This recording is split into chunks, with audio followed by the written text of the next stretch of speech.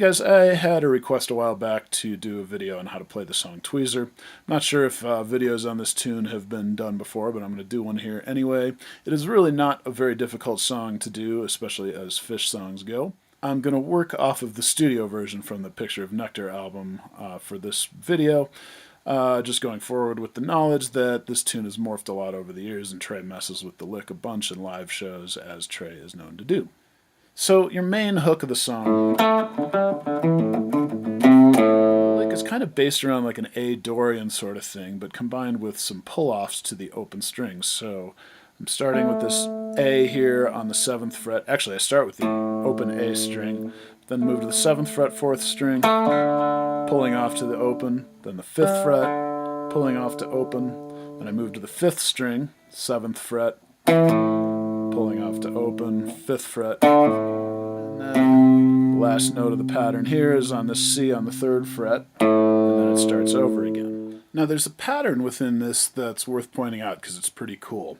It's little groups of 3, right? So every time you do a pull-off, you hit the note up here, then you do a pull-off, and you hit that open string 2 times, so each little group of 3 ends up kind of giving you a syncopated feel because, being that it's groups of 3, one note's going to fall on the beat, and then the next note is going to fall on the off beat, and it's going to kind of alternate between the two, and that's what gives us kind of this syncopated feel that Tweezer has. And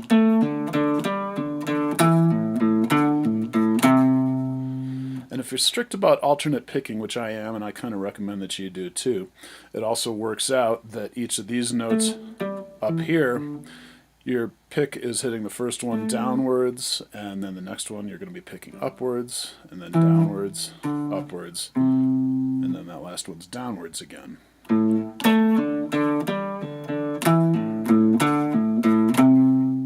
And also, by the way, you want to give a little extra emphasis to the notes up here, the ones that are not on the open strings, because that also kind of adds to that syncopated feel. So in the tab I will show you pick direction as well. Although I should warn you, this is one of those things that if you think about it too much, it doesn't usually work out really well. You kind of want to rely on your feel to get something like this, because if you think about it too much, you're screwed. I'll play through it slowly, and I'll show you a tab here so you can kind of put this together.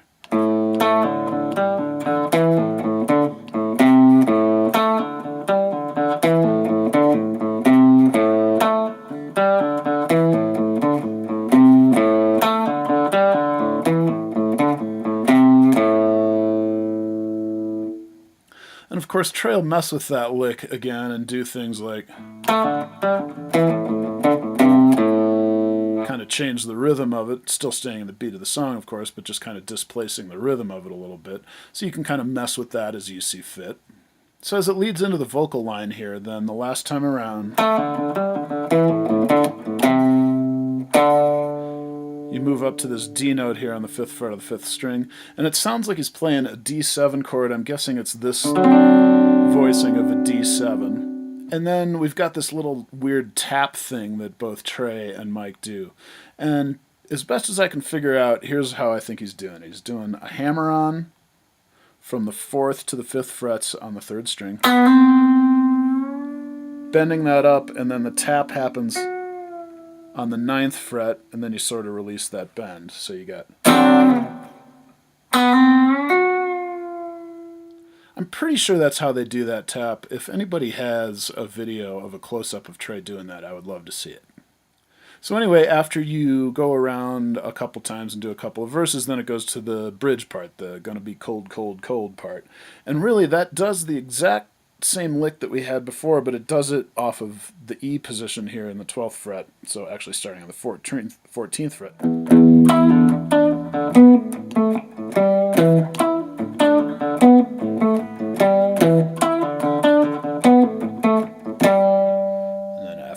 One of those, we're back into the A. And that's really the whole tune there. There's not much more to it. There's the Uncle Ebenezer part, where in the studio version it kind of sounds like Trey is doing the lick sort of off of a B here.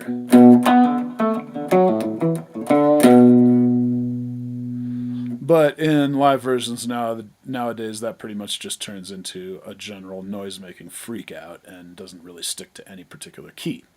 When you get to the jam, of course, it's a little more open. The jam usually starts in like an A Dorian kind of sound, but very often morphs into a bunch of other places from there. You know, it can go to D major very easily. The famous Tahoe tweezer spends a lot of time in F major, so that's more just an improvised thing based out of the band's hive mind.